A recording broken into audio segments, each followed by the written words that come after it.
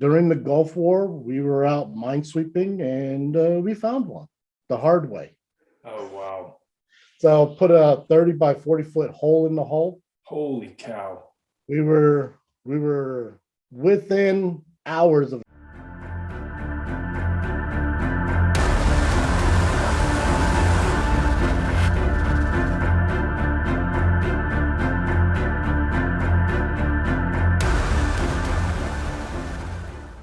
Hey, welcome to the Knight's Path podcast. Matt Kelly, your host, and I've got a good buddy of mine, and we're going to learn a lot about him. I'm going to learn some more about him. I'm excited.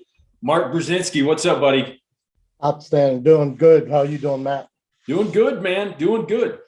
So Mark's got some really cool man shit that I want to learn more about, and I love the path that he's on now. But before we get into that, Mark, let's kind of go back. Where did you grow up? What were you into? You know, you in the military. I know that. We can talk about that, and then kind of bring us up to speed to where you are, you know, work-wise, and then kind of what you're trying to do, and then we'll dig into all that cool man shit I'm talking about.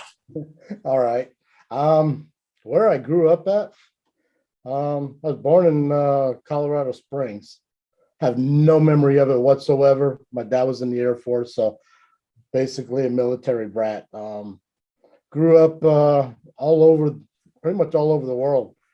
Most of the time was done in Germany. But my dad moved every 4 years based upon his orders. Yeah. So between Germany, South Carolina, North Carolina, Mississippi, Massachusetts, Utah. I mean, I've been all over the place. And then I joined the military.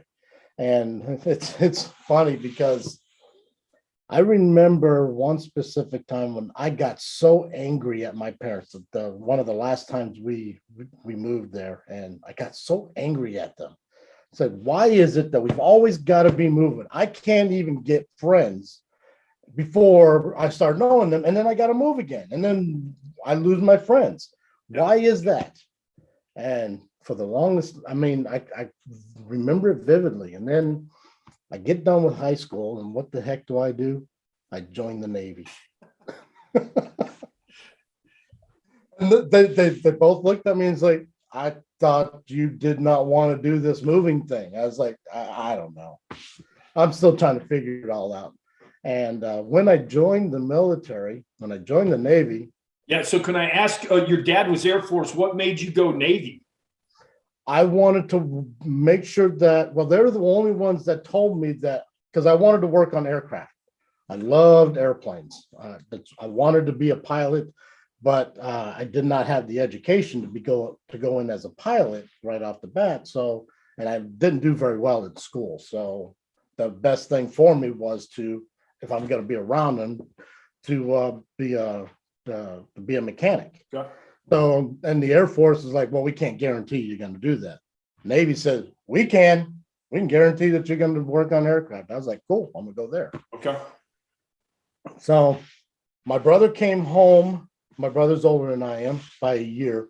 He came home and said, guess what? I just joined the military. I'm joining the Navy. I ship out next week. And I was like, cool, I'm going to go sign up with you and go with you.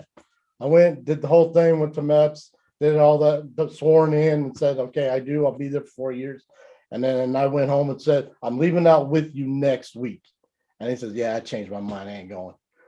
I was like, are you kidding me? So, but it's the best thing I did in my entire life. I mean, one of the best things I did in my entire life. Okay. So so I took off right out of not right out of high school. I spent about 1.5 years in college, and then I figured that wasn't the best thing for me.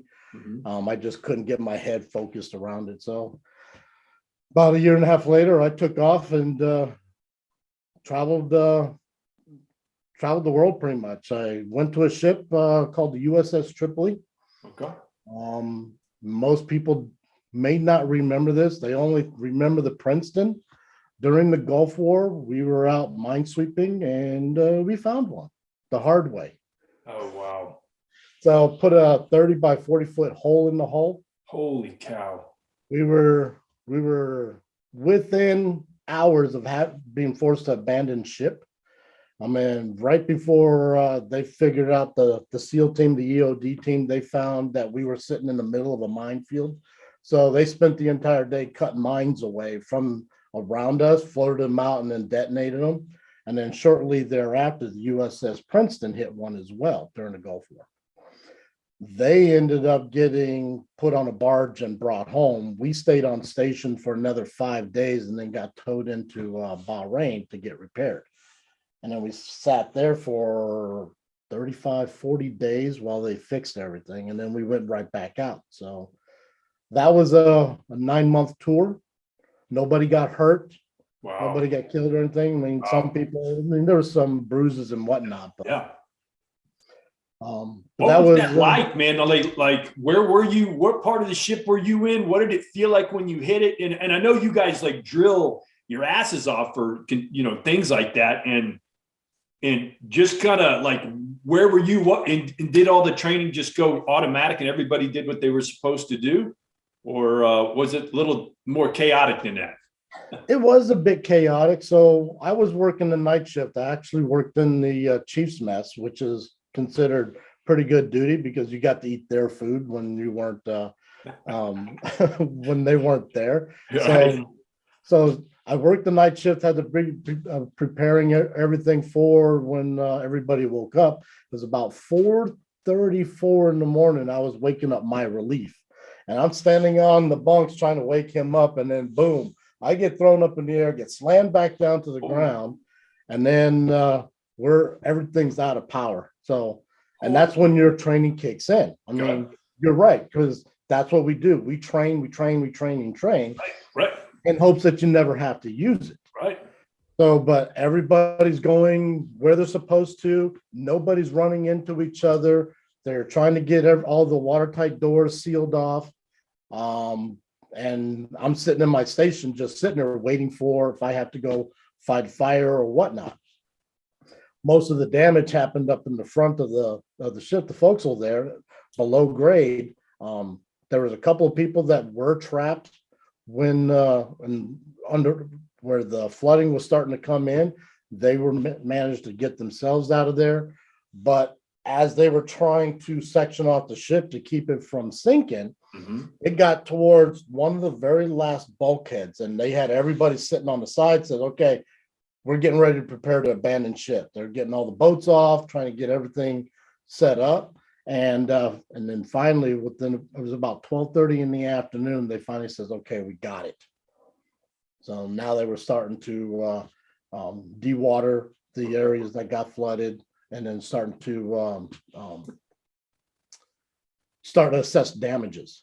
So we didn't come off of the emergency until I think it was 3 o'clock in the afternoon. So I had been up the entire night, plus that entire time. So it was a good 24 hours before I was able to go back to sleep. Wow. And that was very interesting. So I bet. So you like went boom, like did you hit your head on the ceiling? You're like, holy crap, what just happened? I didn't hit myself or anything, but I did get the wind knocked out of me. It was and then your heart starts racing. It's like, what the hell happened? Oh my! And then all of a sudden, you need to get to your station, and that's the thing. And then you just tuck and run because those doors aren't very tall. Oh yeah. So if you don't tuck and run, you're gonna get clocked pretty good. Clothesline yourself, man. That's crazy. That's cool. So how long were you in the Navy?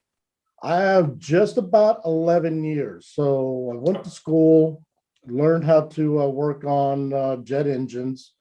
Then I went to the ship there. I was working on Hueys. I worked on CH-53s, 46s. That's the twin props. Okay. The Army version is the 47.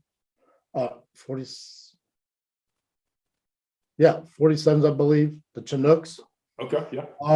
So, and then I went to shore duty. From there, I'd tear down engines, take them down to parade rest, rebuild them completely, put them out there on the test cells, and then every once in a while I would go out to the ships and do inspections, tune-ups, and whatnot when they couldn't figure out what was wrong with them. Oh, I wow. did a little bit with F-14s, F-18s, but not a whole lot. Okay. They're stupid easy. You go inside the wheel well, you punch in your code, and then it spits out and says, "This is what's wrong with me." You go and get the part, you plug it back in, and then you're done, and you send it on its way. That's awesome, man. That's awesome. And then my last tour was in Hawaii. I was working on P3s, which are the submarine hunters. Oh, wow. So turboprops, 4 propellers, and go out there and we launch sonar buoys out there to look for submarines.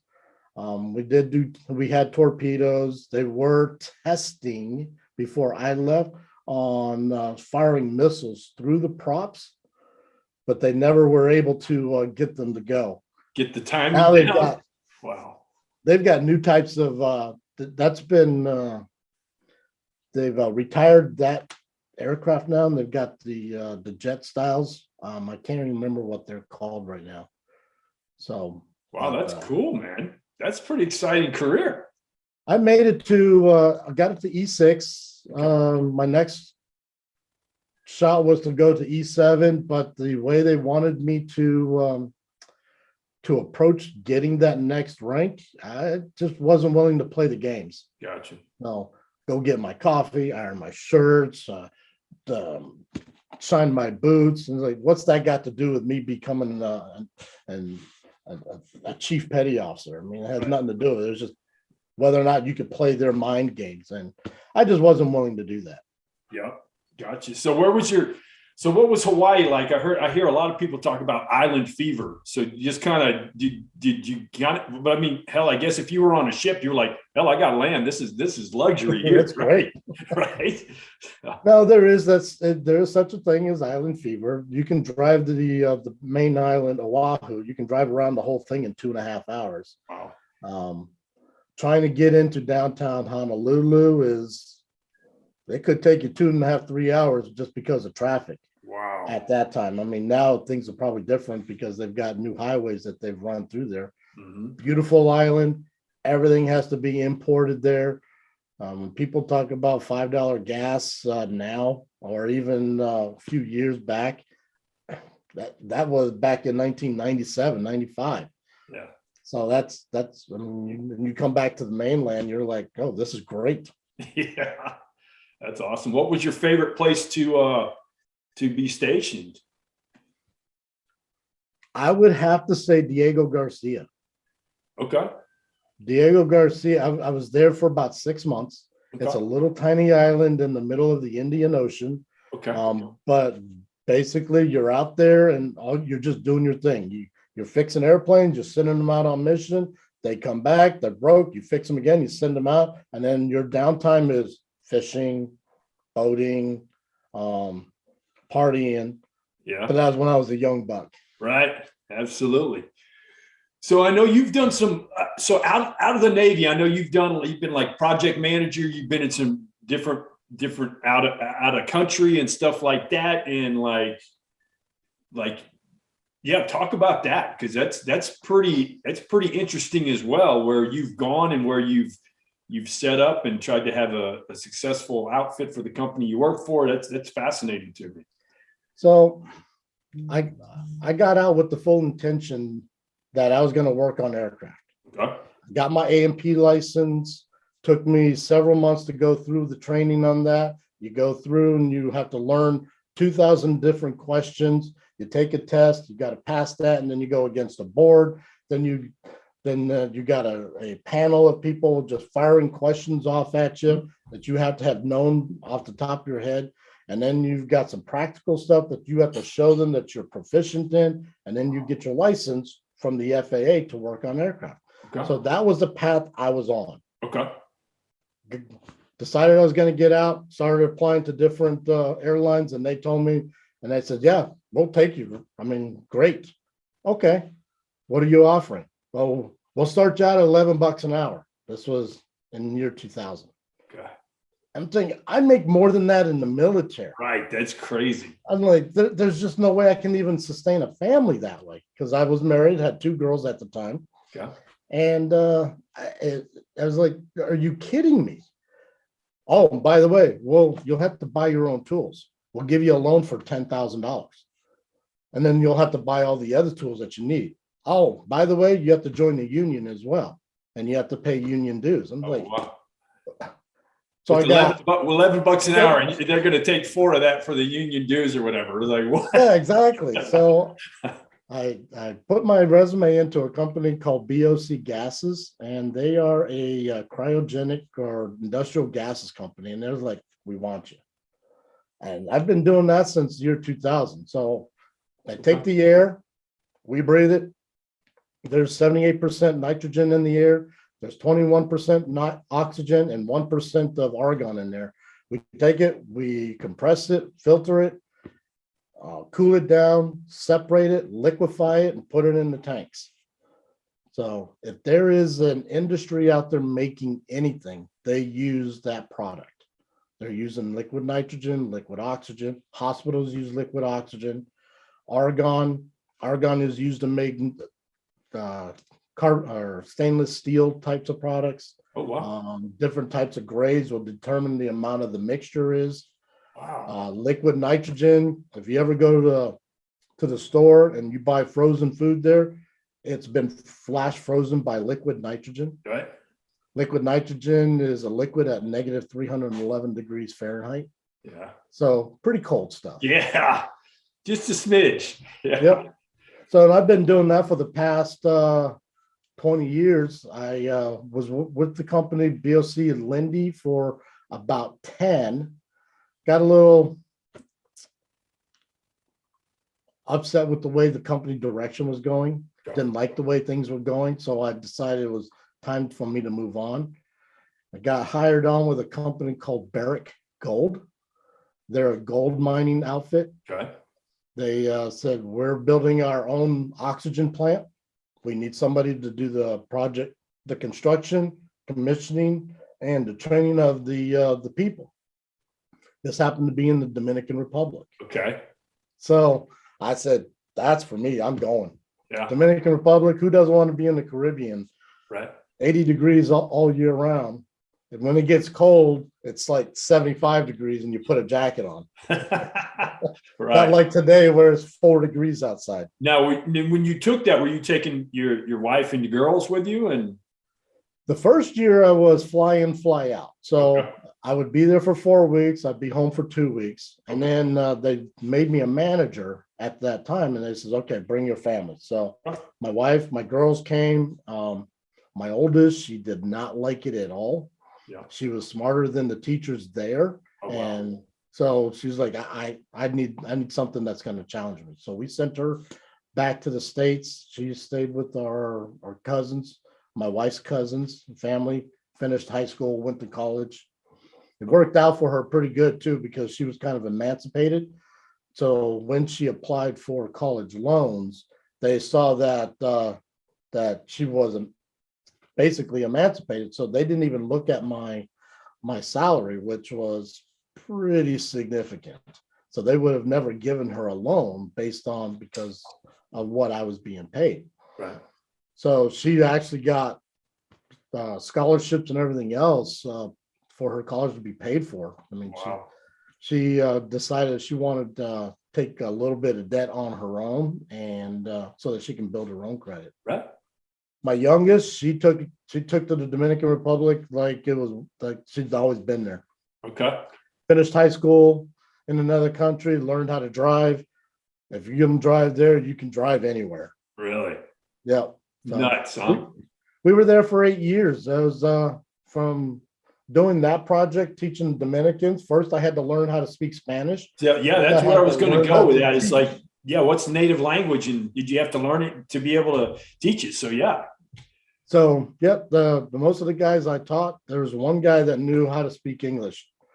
It was a lot easier for them to learn Spanish or English than for me to learn Spanish. It comes pretty good. When I go there to visit, it kind of clicks back to me and I'm able to revert to it. I've forgotten a little bit of it, but it's still there. Okay. Sweet. That company bought me a house down there. Didn't have to pay anything for it. It's mine. I no longer work for them. been gone for 3 years, and that's still my house. So it got me a nice little vacation spot down there. That's awesome, man. That's cool. So now we're in Northeast Ohio. Okay. Never thought we'd ever end up back here. First time we lived here, we're like, never, ever, no, never again. This is real hick. Bunch of country bumpkins. And we ended up back here, and now we're in the process of building our forever home. Okay. Yeah, So you we got some really land enjoy too. it. You got some land, right? We bought 22 acres of land. So Yeah. we were doing the homesteading thing. And I've talked about this on my own page. Tried it for you. And it was something I've always been interested in since I was just a little boy. Okay. My brother and my sister, they'd be doing their own thing. They'd be hanging out with their friends and whatnot, or getting to whatever trouble. But I would sit in my room, and I'd have construction paper everywhere. I got my crayons and pencils out, and I'm just sitting there and I'm writing, I'm coloring things, making up these designs on what if the world was coming in. Because back then, the whole thing was during the Cold War, war with Russia, Right. do your drills, duck and cover, get under your 25-pound desk, because that desk is going to stop a nuclear bomb from falling on top of your head. Right. So we played those drills, not knowing what's really going to happen, not realizing that it's ridiculous. Right. So I'm thinking about all this stuff. I'm going to have this place up in the mountains. I'm going to have it's going to be made out of quartz. I'm going to have to dig inside of it, build out this bunker, and I'm going to have vehicles stashed underneath the ground, because if when a bomb comes off, EMP is going to destroy all of the electronics. So I'm going to have it all protected, gasoline enough for a couple of years, food for a couple of years. And I'm going to be set. And my parents are looking at this as like, this is pretty innovative. This is pretty, but I don't think that's ever going to happen. So, you never know. Right. Now, I mean, look at today. I mean, yeah, it's more so a threat than it's ever been. Oh God, yeah. Solar flares and all the different things. I mean, in like throwing a, well, and then the countries that are getting the nuclear weaponry, you can detonate one off over the United States, and it would just fry our power grid for God knows how long, right? But so let's kind of transition to tried it for you. So you homestead and stuff, you have this interest, and now let's kind of talk about where your passion is. And I've seen a couple of your videos and what you try to, the knowledge that you share with people. It's like you're basically doing reviews on products, and right, to help people and kind of cut through the minutia. And hey, if I've tried it, this is a piece of shit, this is good, this is what you want to do. So it's really right, kind of a cool service that you're doing. But yeah, let's talk about that, Mark. A lot of the stuff, when I would buy something off of Amazon, or you see those ads on through your Facebook, and you would see that said, buy this is the greatest thing since apple pie, whatever. Mm-hmm. So I would go and buy it, and then I'd get it, and it's a piece of junk. Mm-hmm. And I cannot be the only person who gets so frustrated at the point where I buy something and find out it's a piece of junk, and then you can't get a hold of the person, say, look, I don't think your product is worth anything, and they won't even refund your money. Right. So I can't be the only person thinking that way. And because my business, the things that I'm most passionate about is the survival, and it's actually kind of transitioned just from zombie apocalypse, the world's going to come to an end. There are so many of those people out there. That's what they talk about, and that's what they focus on. The world is ending tomorrow. You need to be doing this. It's actually kind of transitioned into emergency preparedness. Yeah, like all the tornadoes that happened in Kentucky, right? So Kentucky. So yeah, you got the hurricanes that happened down in Texas. You've got the snowstorm, the icing that happened in Texas, the wildfires in Colorado, the wildfires in California, flooding. We just get the most snow that we've ever gotten in the last 3 years.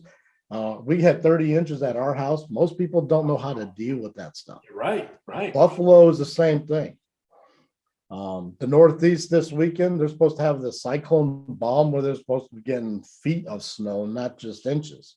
Yeah. So it's really transitioned into emergency preparedness, Yeah. preparing your home, preparing your vehicle, preparing where you work at, so that you are prepared for an eventuality that something's going to happen. Right. And the mindset I have is it's better to be prepared and not need it than need it and not have it. So yeah, we share that in common. That's what like my martial arts and all my trainings, that better to have the knowledge and not need it than need it and not have it, So, right. Yep. Good. So a lot of that, I mean, the Facebook group is just, it's amazing on how many people want to know about that stuff. Right. I mean, in 6 months, that group has grown from a few hundred to 2,500. Yeah, I mean, it's exploded. I see it. I check in every now. I'm like, holy crap!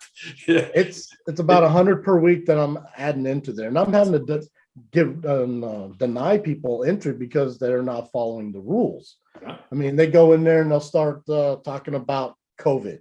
You know what? I am sick and tired of hearing about COVID, and I don't want to hear about everybody else's thoughts about it. Okay, right. I get it. Everybody else gets it, and one thing Facebook will do is if you start putting stuff on there that they believe is not true, whether it's right or wrong, I don't care, but they'll shut me down. And I don't want to be shut down because of something like that. Right. Absolutely. I believe a lot of that stuff is BS. I believe a lot of that stuff is been engineered. I believe that it was purposely driven to the world to exact some kind of change. I believe all that. Yeah. But no, I'm keeping that to myself. Right. Yeah. Yeah. Well, what's interesting about that, I mean, we could go 100 different ways, but I'll just say this is, whatever the purpose, it's solidified the divide between people because, you can go back in history and it's like everybody wants to, we're better together as a tribe and a whole if we're all getting along and doing stuff. But I mean, like, if I was the devil and I wanted people not to get along and separate them, I'd start throwing some shit in there for people to be conflicted about, whether it be Democrat, right, Republican, mask, no mask, vaccine, no vaccine. And it's like, man, and you just see people are so passionate about defending their own opinion. It's like, whoa, I'd say it could be comical to watch, but it's pretty sad. It's pretty scary because some people just want to be against something. And, and I'm all for standing for what I believe in, and I'll defend it. But it's just like, man,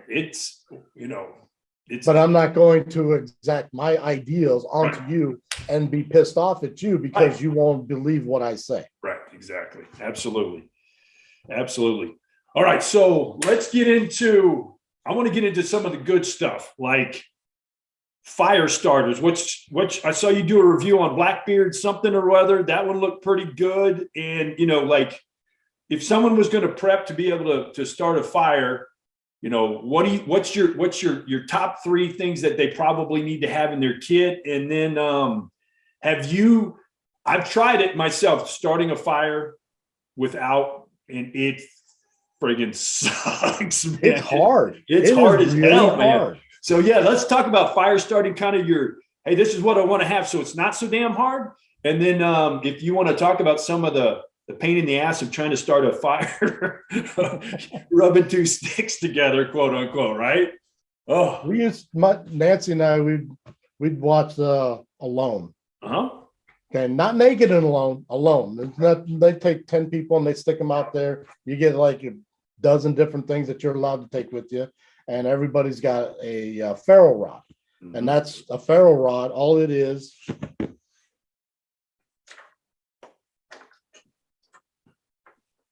So this is one type of ferro rod. So what you got is magnesium. Magnesium's on one side, and magnesium, when it comes to a spark, it burns very quickly, very fast, very hot. It actually creates its own oxygen when you burn it. So this is a scraper that comes with it. So you just scrape a bunch of this stuff off of there, and then you can strike it to light it. They have them on there, and it's not as easy as it looks. No. If you don't have the right material with it, it is not that easy. Yep. So they're great to have, but it's something that you have to practice with. And that's with anything that you do. Yep. Like with your martial arts. You can show me one day on how to take somebody down like that. If I don't practice it, it doesn't do me any good. So it's the same thing with tools. So I've made a bunch of these things. All it is this magnesium, shavings of this magnesium with cotton balls and whatnot, and I strike it and it automatically takes off, and it'll burn for a good 5 minutes. Oh, wow. Nice. So, and then like you said, you know what, I may the Blackbeard stuff. So there's a bunch of stuff that I've done. I've tried them. I mean, like this here is a plasma lighter. Yeah. So it's rechargeable. Okay. So if it runs out of power, I just plug it into my solar panel and recharges it. So I've always got something available. Yeah. This thing, it's a bullet. I got it because it's a bullet, because I like bullets. Yeah. You fill in one side of it with fuel on the inside of it. Okay. But the problem with this thing is it leaks.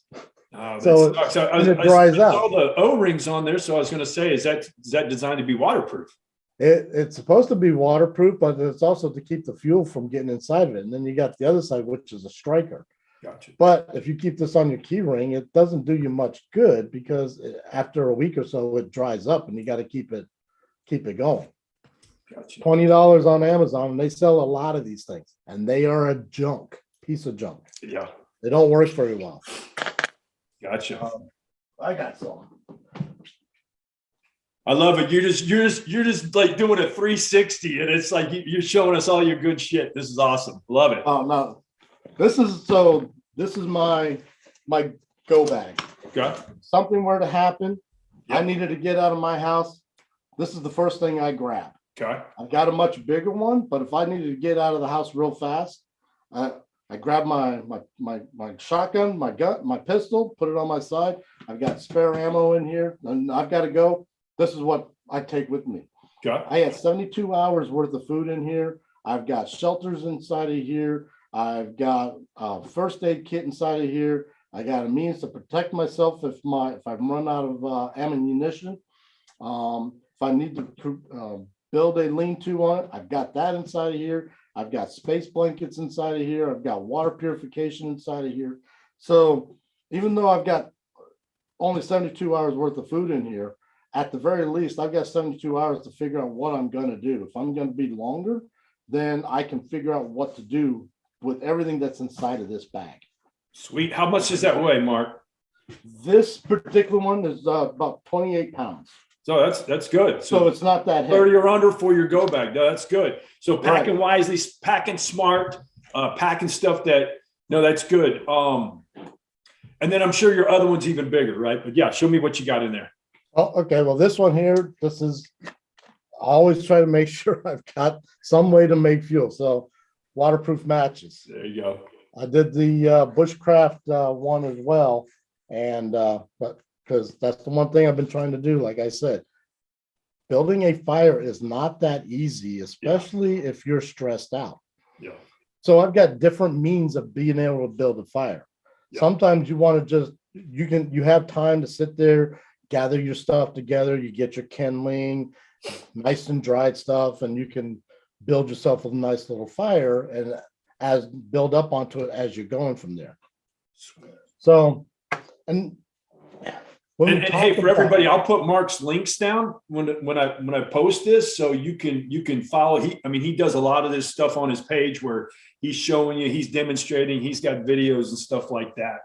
So no, that's good. Hey, on your page, I saw like there was some conversations going back and forth about different fire starters, and I was watching some of the people on your page kind of chiming in and stuff. And I saw one comment where someone said dryer lint, And you go, dryer lint, it's for free. And I get that, and I'm sure you could shred that up and it would probably catch pretty good, right?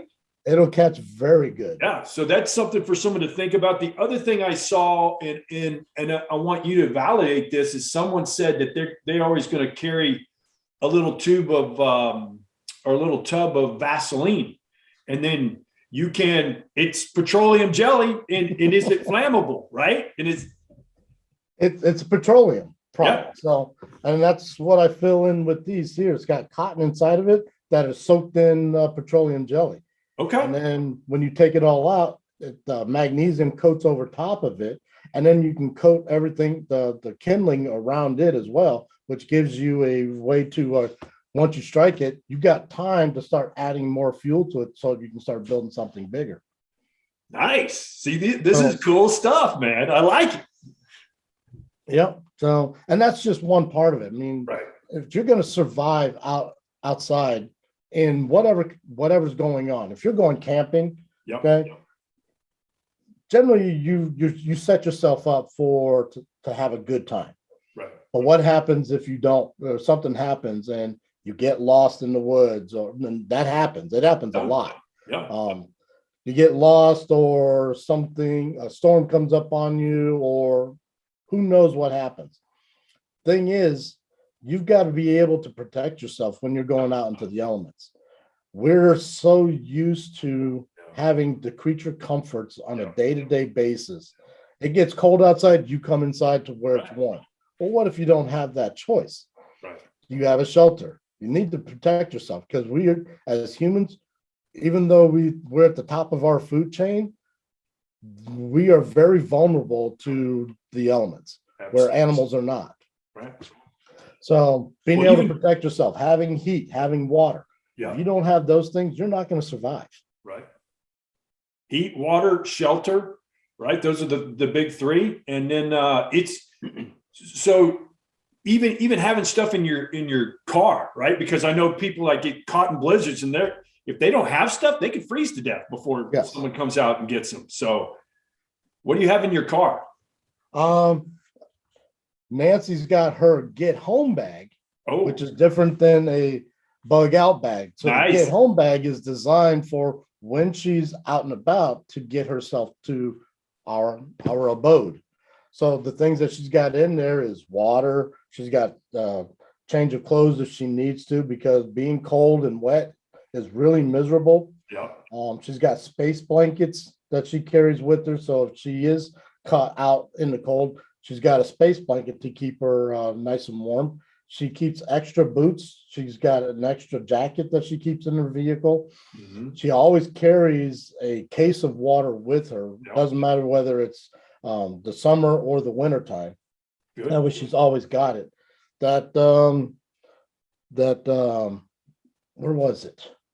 It was down in Virginia, I believe it was. They were stuck on the highway for 36 hours during the snowstorm a couple of weeks ago. And most of those people, they did not have what they needed to survive. I mean, they were having to evacuate people out of there because the roads were closed.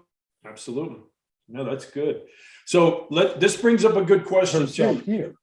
So, what do you do to, like I've talked about this, try to be physically, mentally, and spiritually the best version of yourself. But I imagine you have to bake into this your physical, like being physically capable to be able to hump. So you can have a great go bag, but if you don't have the wind or the cardio to be able to take you from point A to point B, you got a really good looking bag that just basically becomes a boat anchor and you're dragging it.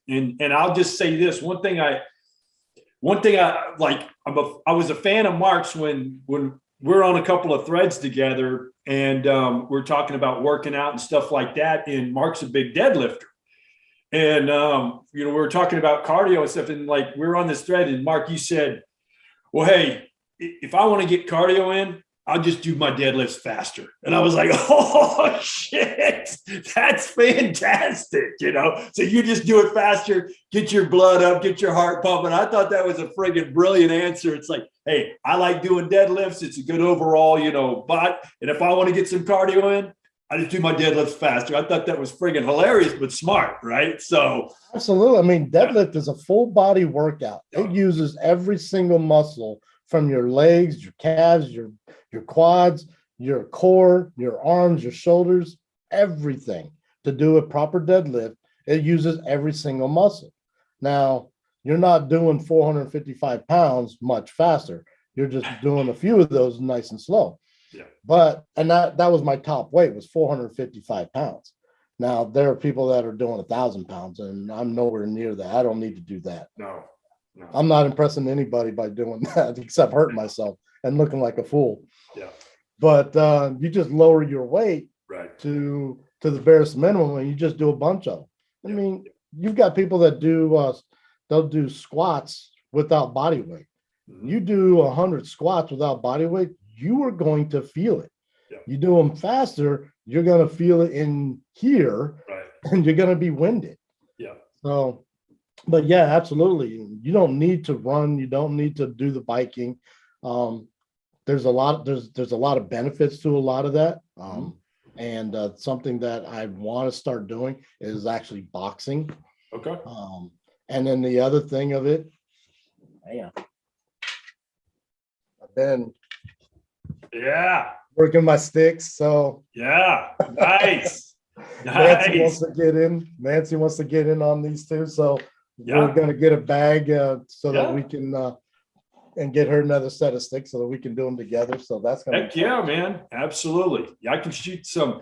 So you're in my private Facebook group as well. So I think I'm probably gonna in that group, I'll probably start throwing some videos up there just so you guys can look at, how to train and stuff like that and doing some of these patterns. Cause you probably caught wind of everybody like in Entre doing the 10,000 push-up challenge. Well, I did 100,000 stick hits was my challenge for January.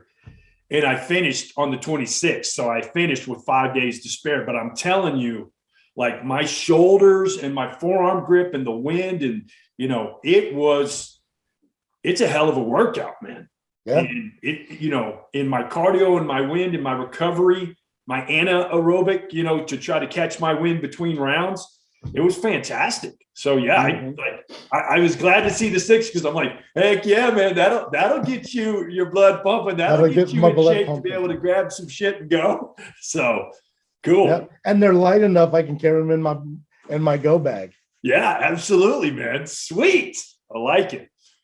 Awesome. So there's got to be a mental aspect to this, right? Because like I say, and I say in some of my videos, it's so easy for people to become soft with our modern conveniences in today's day and age. And, like, oh, it's cold, I'll come inside. Well, if you don't have that, but what do you do to prepare yourself mentally? And I know you've been in the military and you probably, in the Dominican Republic, in different things, you've been through a friggin' ship that hit a mine. So you've got some stuff you can draw upon, but what do you do to try to be mentally hard or tough or resilient? And is there anything you do on a daily basis, or do you just go out there and embrace the suck and get used to it that way? What do you do, Mark? Basically, I embrace the suck. I mean, at the end of the day, I think about what it is that I'm trying to do. Is it for me, or is there something else that's bigger than myself? And it's absolutely something bigger than myself. It's my family. Yeah. I mean, everything that I do is for their benefit. Yeah. I want them to have the best life that they can. I want to make sure that they are safe. I want to make sure that they have everything that they need to have so that they can have a fulfilling life. And that's how I look at everything. When I'm doing my push-ups, when I'm doing my weightlifting, I'm thinking about if I had to pick my wife up, could I do it? This is going to help me do that. If I had to help my children for whatever reason, whatever happened, can I do that for them? And that's in everything I do. I try to make sure that that is what I'm progressing towards. So it's because without them, then what's the point in all this? Right. Without your family, without your community, what is the point in all this? Right. Yeah. So, and that's a lot of part of what we talk about in my group there is it's before we became so self absorbed in ourselves. Right. It was about community. Yeah. It was about family. Yep. Your neighbor down the street, if they were suffering for whatever reason, if they had no food, they had no shelter, they had no heat, whatever, you helped them out. Right. You did what it took to help them out because you knew that if you needed something, they were going to return the favor as well. We don't do that anymore. Right.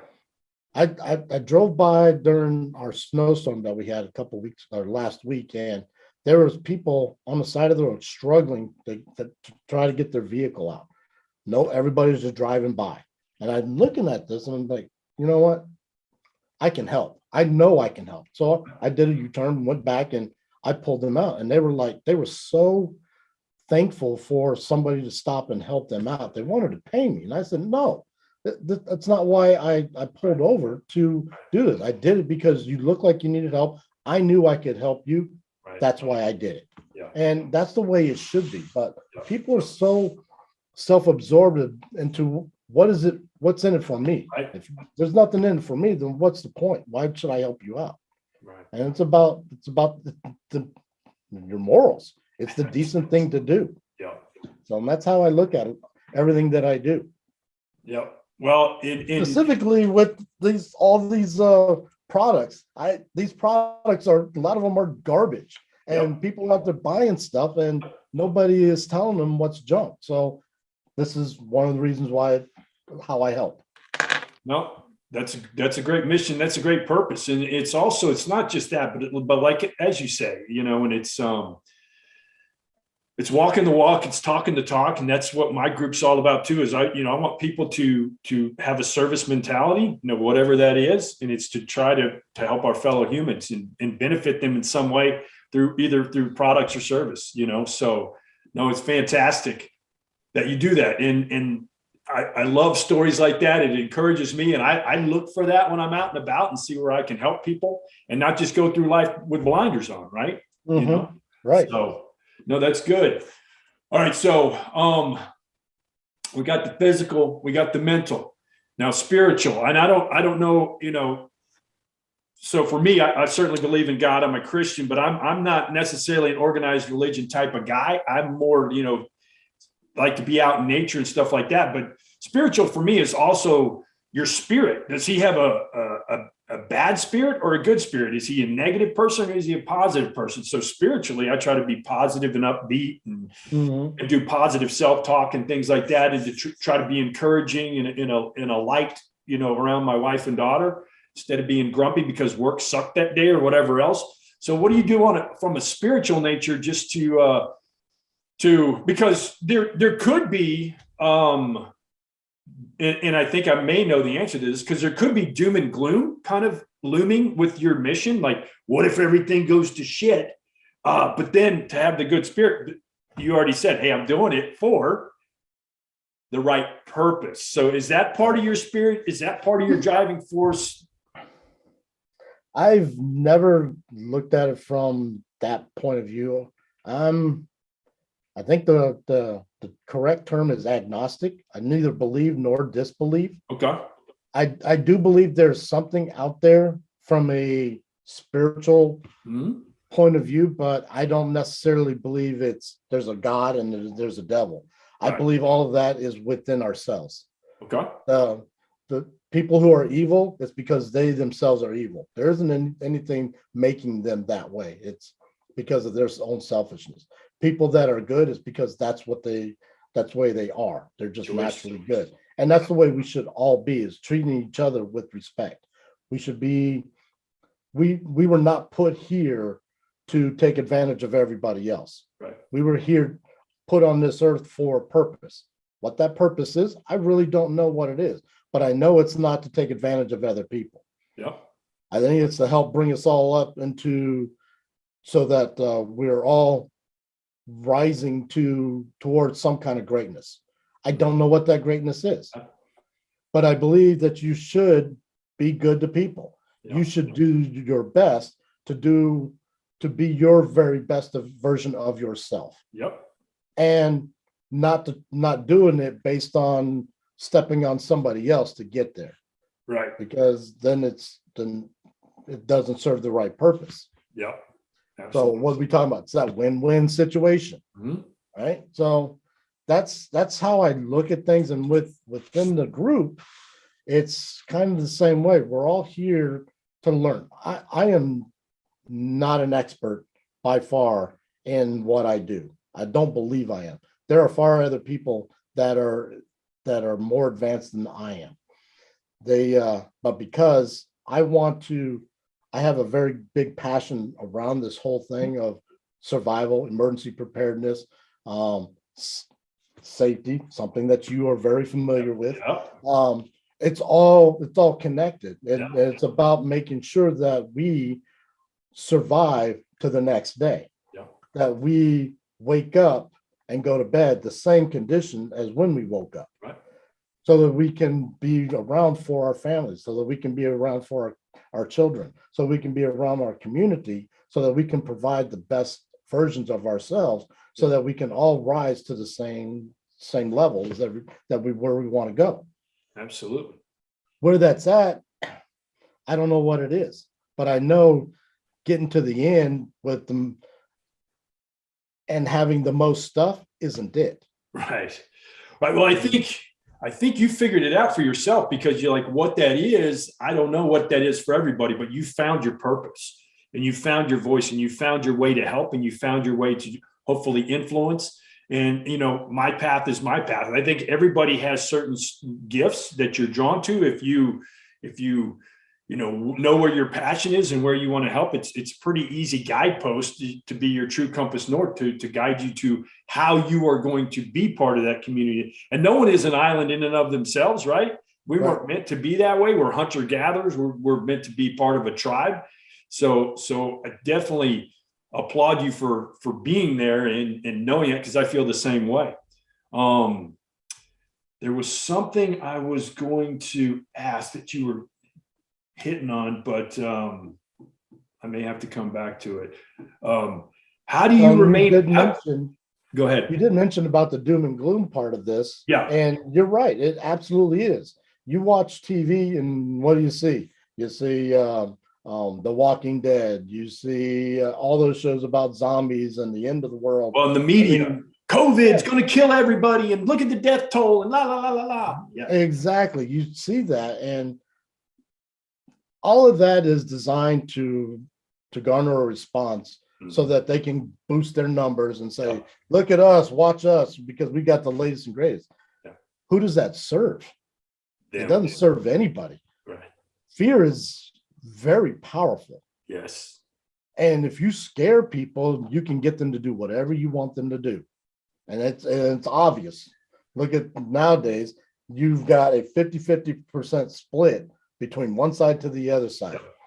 And you got those that hate everybody and those that you need to do what I say I do. Right. And neither one is right. There is no right and wrong in all of this. It's like you said, it's your personal choice in whatever it is that you do, as long as you're not taking advantage of anybody else with it. Yep. So that's what most of the group is about. I mean, let's learn from each other. Let's take the information that we have and make better versions of ourselves. And what I know a little bit about, maybe you'll learn something new about it. And what you know about something, maybe I'll learn something about it as well. Yeah, absolutely. And I remembered what I was going to say now that you said that. And that was, you don't know everything, but I mean, mastery is never like if you know everything, you can't be taught anything, right? So it's good that even if you were a master of everything that you knew, you're the consummate student and you're constant learning, because mastery is treading water and it's effort and it's constantly learning and never stopping. Because you can take the sharpest sword in the world, lay it in a corner, and it'll dull over time, and the leather on the handle will start to crack and it will become an ineffective weapon. So it's always got to be oiled and practiced and used just like any tool, right? And same with your mind. So that's that's great that you're out there and you're looking and you're sharing it. And that's the other thing. It's you and I are part of a mastermind as well, right? So the more heads you get together, then you all kind of percolate and rise, in intelligence together. Right. So that's good. That's smart. Yeah, So, I can't remember who said it. But if you think you're the smartest person in the room, then you're in the wrong room. right. Well, I remember like there was a Henry Ford, and I think if I'm quoting this right, he never had a degree. So some people in the press were giving him some crap for, hey, you don't even have a degree. What qualifies you to be the head of this automobile company? And he goes, I can pick up that phone and talk to 5 engineers and get any question I want. Yep. I don't have to be that smart. Right. Yep. So it's like know how to get the answer. Yeah, exactly. So yeah, I agree with that. So we got a few minutes. We'll wrap up here, but couple of things, Mark. If you could tell anybody out there that's hey, the 3 must-haves that if you want to get started, you need to have shelter, you need to have fire, you need to have water, whatever that is. What are the 3 to 5 things that they should start looking at? And of course, we're going to put your stuff down. They can start following you. And then after that question, I've got one more follow-up question for you. Okay. Well, you touched on it. If you're going to be in, we talk about things that you have to have. You got to have heat, you got to have water, you got to have food to survive. You can survive 40 days without food. You can only survive 5 days without water. So water is always the most important thing. You've always got to be able to have water. Yeah. But on top of, without any of that, if you've got all of that stuff, if you don't have the right mindset, if you don't have the mentality to understand your situation, then you're not, it doesn't matter what you have. You can't survive. You won't survive. So first things first is you've got to be right within inside of your own mind. Yep. And what it is that you're going to do and where you're going to go with it. How you get there, you've got to have a good heart. You can be the badass version of the most badass known person out there, but if you are not a good person, you're going to find that there's going to be somebody better than you are, and they can take you out. So there's a lot of stuff out there where people, when you talk about preparing for the end of the world or survivalism, and you hunker down, be that lone wolf, you can't do it alone. It doesn't work. You cannot do it alone. There's always going to be somebody out there that's going to want your stuff, your whatever you prepared for. And if you're alone, they're going to figure out how to get there. Yep. So community, family, you've got to have that in order to really survive.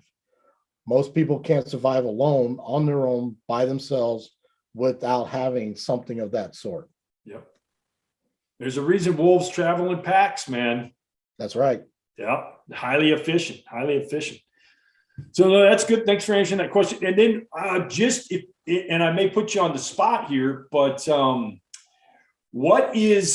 you started this journey, what is one of your biggest epiphanies or points of satisfaction, fulfillment, or pride, having an idea, getting a Facebook going? I mean, you're getting 100 people interested in a week coming through your doors. I mean, since you started this, because, you started at point A, and you probably didn't see the level of, interest that you are right now. But I mean, you got to be a proud papa in some ways, right? So what's something you've learned or, epiphanies or proud moments or, just something you can, what's your takeaway, brother?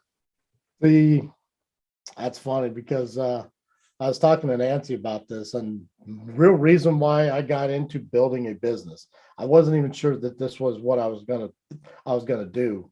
But as we moved along through it, the emergency preparedness, survivalism, that all came along after the fact. When I got into this, I saw Jeff Lerner's video, and I saw Entra and what they could do. all I saw was like, cha-ching, Right. I'm going to make some money on this. Right. And then as I started digging into this thing, and I'm like, damn, this guy's no joke. There is no guarantees with this. And because everything else that I've tried, they're like, you do exactly what I say, how I say it, this way, and you're going to be a millionaire in 6 months. And I'm like, that's great and all, but I've got to do exactly the way you do things. And the couple of times I tried that, it doesn't work.